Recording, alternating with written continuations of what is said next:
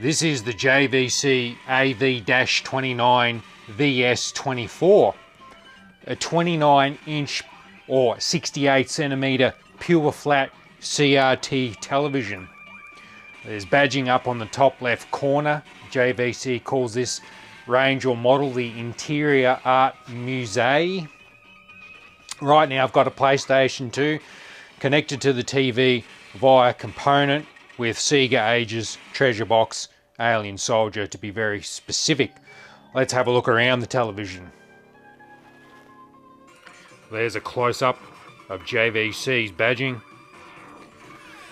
There is the JVC embossed badge itself.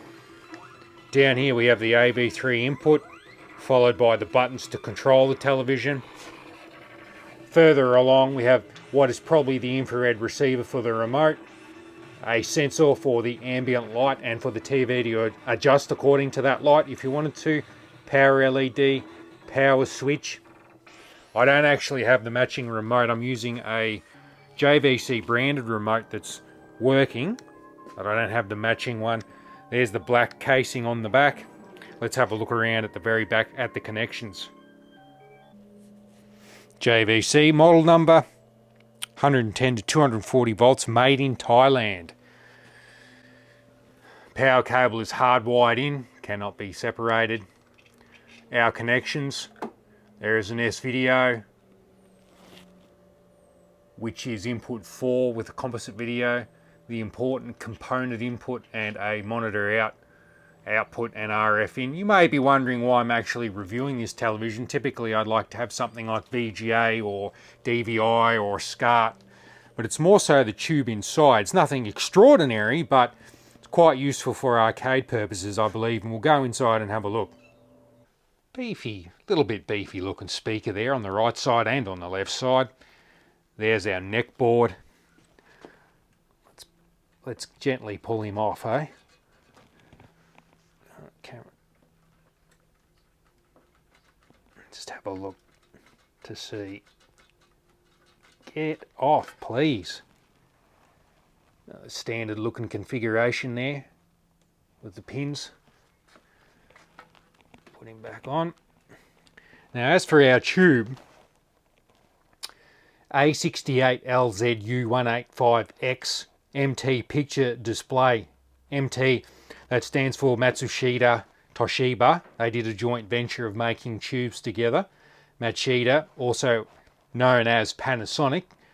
Two good manufacturers combined there together. It's made in Malaysia, this particular tube. It's not of the Japanese goodness, but it is still a good performer. Now, if you put that model number or that A68LZU into YouTube, you will find that that particular number is used on some arcade tubes, not necessarily the MT. It may just be Matsushita, made in China. I've seen those around, and I'd say that this will be compatible, bar the Yoke. That's another issue altogether, and I will do some readings on the Yoke shortly, so that may help other arcade enthusiasts know exactly what they're dealing with before they grab this TV if they want it just for the tube. There's our chassis down below. I can't actually see any chips. Well, I can now, but nothing big, nothing substantial. Maybe there's something on the underside. You think there'd have to be something on the underside to control the logic and everything on it. That Yoke connector looks pretty standard there. We'll have a look with it off. There's our ohms value on the red and the blue wires, about 1.6 ohms. For the yellow and brown wires, our ohms reading is at 9.5. For our inductance reading, the brown and yellow wires are reading 15.40 millihenries. The inductance for the red and blue wires is 1.088 millihenries. We're on the Saturn in S-Video NTSC S-Video with a light gun game, Maximum Force.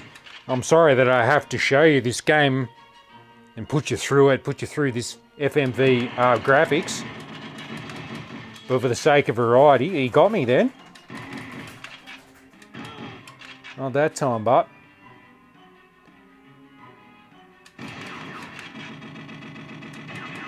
Oh, I missed him and he missed me.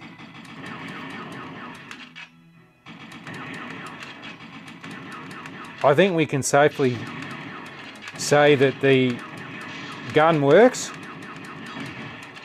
Maybe my shooting's not the best, but you can see the Saturn gun is working fairly well here. Now we've got a grid patterned up by a component, by a picture generator. We can go into the options. This is not the service menu. Picture features. This is the regular adjustable stuff in the television itself. There is a tilt. Almost makes me seasick tilting it.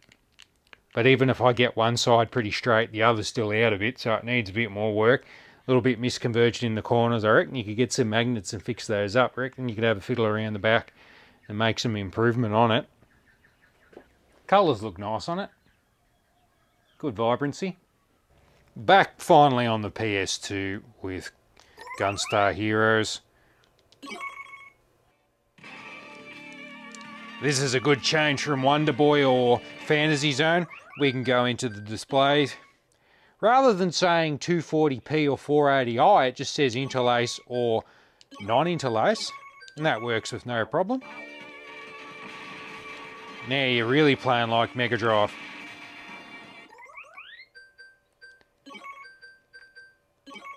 I don't expect 480p to work. No. Same with this one, it shouldn't work. No. Oh, he's got me.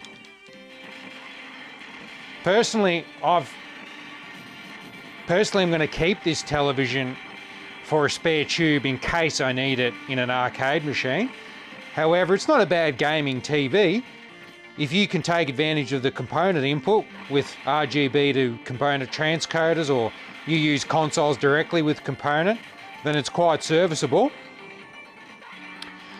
One last note to point out, a lot of people seem to think that light gun games don't work on pure flat CRT displays, but as this TV has proven, that's false. And many of my recent reviews have proven that light guns do work on pure flat CRTs. I hope you've enjoyed the look at this JVC TV. Stay tuned for more to come.